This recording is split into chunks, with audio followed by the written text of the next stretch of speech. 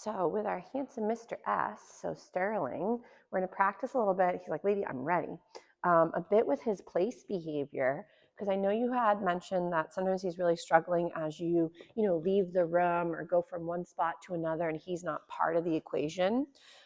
There are some really great resources. I know that you guys took puppy classes and a few other things. So don't forget, for all of the beauties, that you do have those resources available in the previous documents. So there's going to be information on separation training, separation anxiety, and things of that nature. But also there's going to be some other great resources that I, for example, will also recommend to take a peek see at. So for calming supplements, I'm not saying that everybody under the sun should be on, for example, something. For some babes, supplements do not do anything because we don't pair that with also the practice. So just like with us, if we're really struggling with something and someone's like, here, just drink some chamomile tea, that maybe would have been relaxing had you also paired it with other coping skills that might help you under moments of stress. But for some, if you're dealing with something that's a little bit more difficult, so like depression or anxiety or whatever big thing, you may find that seeking a counselor or a therapist and then pairing that with medication to be very helpful. So a lot of times people have a very bad feeling around medication, and I get it. We don't want to like slap a Band-Aid on something and not address it. I understand. But sadly, behavior in the sense of when we're dealing with a lot of anxiety, it can be very beneficial to use medication in the first hand versus like as the last resort. I am not a licensed veterinarian or behaviorist in the sense of veterinary school, so I cannot recommend medications.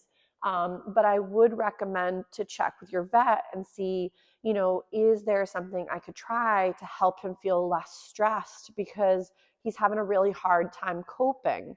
So a lot of times, I'm not saying your dog will be on this forever. You could also try supplements first. So what I mean by supplements, there is a brand called Composure, and it was designed by veterinarians for dogs that are struggling with either here and there some stress or anxiety sort of scenarios, or some where it's a daily option.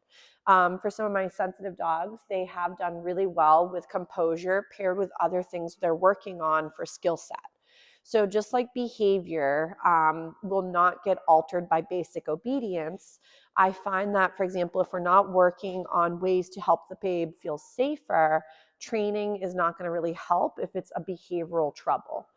So this is where you can't obedience your dog out of anxiety by doing as many downstays as possible, and now magically they're going to feel comfortable.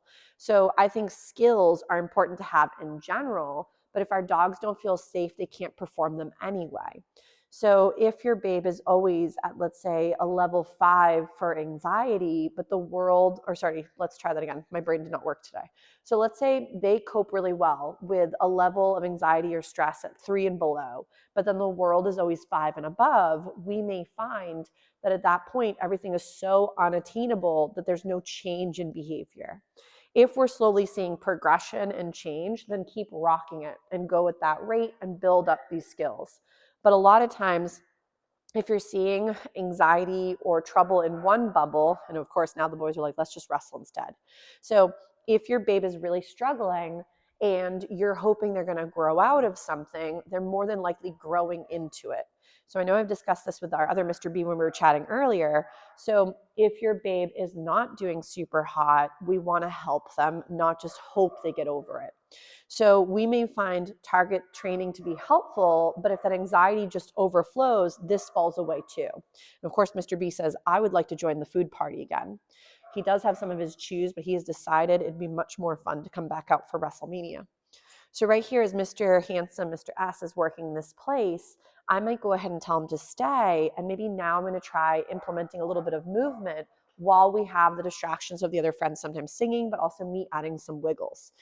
If, let's say, he does a better job holding his stay position when you're in the room, that's where you want to start. So I wouldn't go ahead and include this instantly with you stepping outside of the room. But I would work it nice and slow so you're getting good and steady progression versus failure over and over. So when your babes are Again, for example, some people will say they're being disobedient. I would say that they're having a hard time understanding or coping with the skills at hand. So right here, he's doing a really nice job. I'm adding some movement. I'm trying to kind of just do my usual thing and then go back and feed him for holding that place. So you may find that as he does more behaviors and has time to practice, you could include more distractions, like you also including movement and moving out of range. So the other option too is, I know we've discussed a little bit with tethering. Tethering should not be something, again, like we've sort of spewed a little prior, is it shouldn't be like your puppy's tethered and you're like, good luck, and you like walk away and hope they make it. That's not safe, but it's also not a great way to get over something by crying it out. So if, let's say, Mr. S breaks from his lovely little position, I'm going to bring him back to his little bed. He's like, oh, there's a crumb. We're going to maybe get either the sit or the down. I think the down would be better for him for right now. I'm going to feed him for that. And now I'm going to tell him once more, ready? I'm going to tell him to stay, and we would start again. So if this was really challenging, so notice how he's like, wait a minute. If he goes to wiggle, I'm going to replant him in the down. I'm going to tell him once more to stay just for a second. And then I'm going to go back and feed him for working that down stay. So remember too, if your babes are starting to get really tired, their ability to retain information, let alone function through it, might go out the window too. So you really want to keep your training session short and sweet. So maybe like 5 to 10 minutes tops with a few different little easy peasy skills, and then take a break and then rotate through the day. So right now he's just working his lovely down stay. If I want to go to end the stay again, I would want to go back and feed the handsome guy. And then when I'm all done with this behavior, I would say all done or finished. And he's like, oh my gosh, I'll just flop. And then I'll get him up and wiggling. So, but he's not being fed for leaving. He's being fed for being in it. Ready? He's like, maybe that hairball would have been food. Bed? Yes, nice job. So we might get again. Maybe he does best in those lovely downs. He's like, I'm falling off the edge. I know it's a big enough bed, but he picks the edge. And he's like, this seems like a good spot. Excuse me. So while he's doing a lovely down stay, I'm going to add a little bit of wiggles. Nice. And feed for this. If when you go to feed him, he were to start wiggling again, don't worry, but see if you can feed either right to his little mouth while he's still holding the down, or between his two front feet, or in between his like chest area. So that way it's almost reminding him to keep himself low, because that's where the reinforcement's coming from. So like right there. She's like, oh my gosh, but it rolled into my armpit. That's the problem with the cot sometimes. I guess it does have the rolly aspect. Nice. So we can feed again. And we might say, ready, all done. And we can get him up. And we can wiggle, but no food for leaving our place behavior. So the other option too is to include a chew item like we were doing a little bit earlier for Mr. Bernie. So we're going to bring him onto the bed. We might get him into the down. Beautiful. I'm going to give him his chew item, which has a little bit of something, just some of his treats squeezed into the middle where he has to kind of work them out. So let's say, for example, there's certain things that trigger him, like grabbing keys, grabbing your coat. Remember that a lot of times for separation training, you may actually have to practice those things, but then have it not equal your leaving. If the only time you grab your keys is when you're legit leaving and your dog is really struggling with that, you have to start practicing. And I know it seems like a pain in the butt, but it's almost like if we don't get to rehearse it where it doesn't always equal the separation, the behavior might keep building. So like, let's say he's enjoying this thing. I might go and I'm going to move. And I'm just going to reach for the door, make it wiggle a little bit, and then go back and reinforce him for not moving. You'll see that obviously he is staying there because the chew item is available. So remember that food or chew items will not magically make your dog feel safe when you go to leave. There can be moments where we may even make that the precursor to your going away. So I've had some students by accident get a Kong, and they give the puppy the Kong every time they've left the house. So now every time the puppy sees the Kong, they start to freak out and they don't even go anywhere near it. So if you're finding that's happening, practice some of these chews and lick items throughout the day when you are home, so they're not only in use when you're dissipating. So again, I'm going to try and walk, make a little bit of a noise with my gait.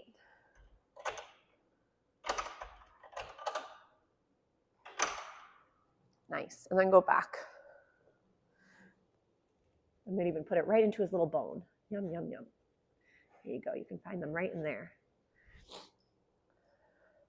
So again, If going and reaching for the doorknob is stressful, or like going and standing up from the couch. I know with Mr. B, we were working a little bit with going to that bed versus jumping up on the furniture. Those would be things that you could practice. You sit down, you stand up, the dog is relaxing, and you move and you come back. So you're just trying to make those actions not only be, I'm leaving. So again, we could move. And if the tether, like for example, were to help him stay in a spot a little safer in the sense that he can't go and maybe jump on the kitchen table or do things that you're trying to avoid, you could use the tether, but that would be something where you'd want to be home and supervising and be there to see how it's going. Because if the tether is just something we apply and now he's like, you know, pulling on it or trying to get out of it, and now he gets all tangled and you're like in the shower and you can't see what he's up to, then that could be really dangerous for him. So we don't want to use it unsupervised. But it could be an in-between where if there's not enough like baby gates or corral, because some people have an open concept, the problem there is then it's too much wiggle room and it might be just challenging for him while you're working on certain skills. So again, we're just going to go towards our door again. And like eventually you wouldn't be like leaving per se, but you'd be practicing like moving away. I'm over here. He could care less because he's feeling comfortable enough to go check it out. But if let's say me coming in and out of the doorway is enough for him to stop eating, enough for him to stop taking snacks or chew on his thing or work on his bed, then that would be maybe too fast of a step that I'm working. But definitely check out some more of the Kiko Pup videos that were attached for some separation anxiety training and some help. But make sure that throughout the day, we're also capturing moments where he is relaxed and either praising or reinforcing through food or things he finds enjoyable too for that behavior. So right here, I'm just going to toss a few snacks at him for holding. He's like, I didn't see them. So there we go. So a few there. And then again, I'm just going to try a little bit with my door.